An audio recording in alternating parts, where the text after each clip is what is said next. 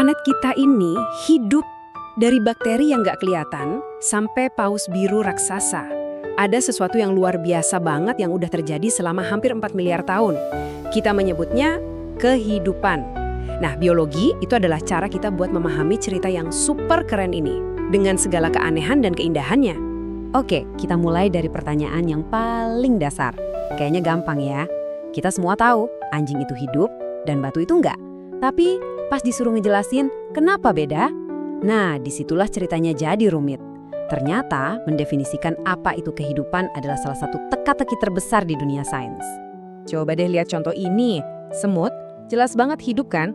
Dia gerak, cari makan, ngerespon sekitarnya. Api, gimana sama api? Api juga bisa tumbuh besar, dia makan bahan bakar dan bereaksi sama lingkungan, misalnya angin. Api bahkan bisa berkembang biak dengan nyebarin percikan. Jadi, di mana dong batasannya? Nah, untuk menjawab kebingungan tadi, para ahli biologi akhirnya bikin semacam checklist. Ada 7 ciri utama yang harus dipenuhi sesuatu biar bisa kita sebut hidup. Yuk kita bahas satu persatu. Yang pertama, regulasi. Coba deh bayangin pas kamu lagi kepanasan. Tubuh kamu otomatis keringetan kan buat ngademin diri? Nah, itulah kemampuan buat jaga keseimbangan di dalam tubuh. Kayak termostat biologis yang bikin semuanya tetap adem dan berjalan lancar. Nggak peduli cuaca di luar lagi gimana.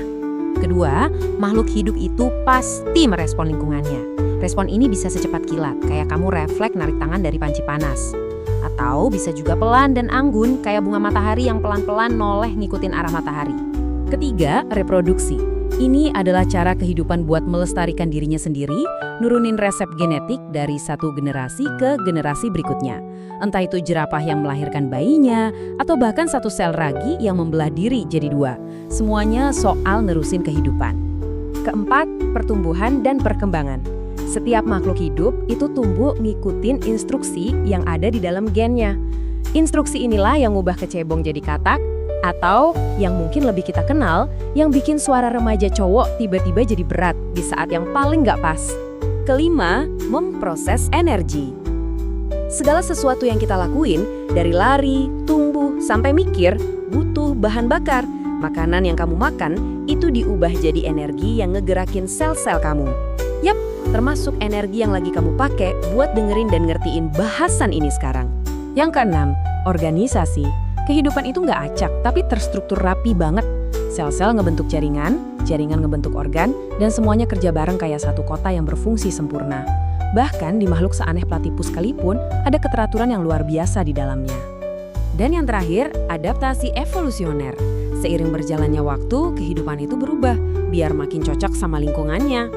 Kaki platypus yang berselaput buat berenang, atau durinya yang beracun buat pertahanan diri, itu semua adalah hasil dari jutaan tahun penyempurnaan demi bertahan hidup. Oke, jadi kita udah punya 7 aturan yang jelas. Masalah selesai kan? Tunggu dulu. Alam semesta itu selalu punya kejutan. Dan ada satu pengecualian yang benar-benar ngetes definisi kita soal kehidupan. Mari kita ngomongin soal virus, partikel super kecil yang isinya kode genetik ini kayak pemberontak di dunia biologi. Mereka memenuhi beberapa syarat tapi ngelanggar syarat lainnya. Jadi, gimana dong? Mereka ini hidup atau enggak? Nah, disinilah letak anehnya. Kalau lagi sendirian di luar, virus itu sama sekali nggak aktif. Nggak lebih dari sebutir debu canggih. Dia nggak bisa gerak, nggak bisa bereproduksi, nggak bisa ngapa-ngapain. Tapi, begitu dia berhasil masuk dan ngeinfeksi sebuah sel, dia seolah-olah jadi hidup. Dia langsung ngebajak mesin sel itu, bikin ribuan salinan dirinya, dan bahkan bisa berevolusi. Jadi, apa kesimpulannya? Kebanyakan ilmuwan setuju kalau virus itu secara teknis nggak hidup. Mereka ini kayak peminjam kehidupan, ada di area abu-abu yang super menarik. Mereka butuh kehidupan lain cuma buat bisa niru-niru jadi hidup. Mereka ini bajak lautnya dunia biologi. Oke, jadi kenapa semua ini penting buat kamu?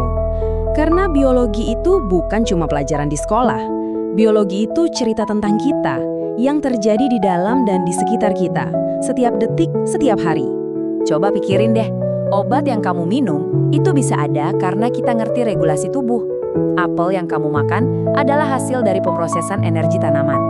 Bahkan kaos katun yang kamu pakai itu berasal dari proses pertumbuhan sel tumbuhan. Dari napas yang kita hirup sampai mimpi yang kita alami, Kita semua adalah keajaiban biologi yang berjalan. Dan ini membawa kita ke pemikiran terakhir. 7 ciri kehidupan ini cocok banget buat semua yang kita kenal di bumi. Tapi, gimana kalau suatu hari nanti kita nemuin kehidupan di lautan metana di Titan atau di bawah lapisan es Eropa? Apa mereka bakal ngikutin aturan yang sama? Atau jangan-jangan penemuan itu bakal maksa kita buat nulis ulang definisi kehidupan itu sendiri?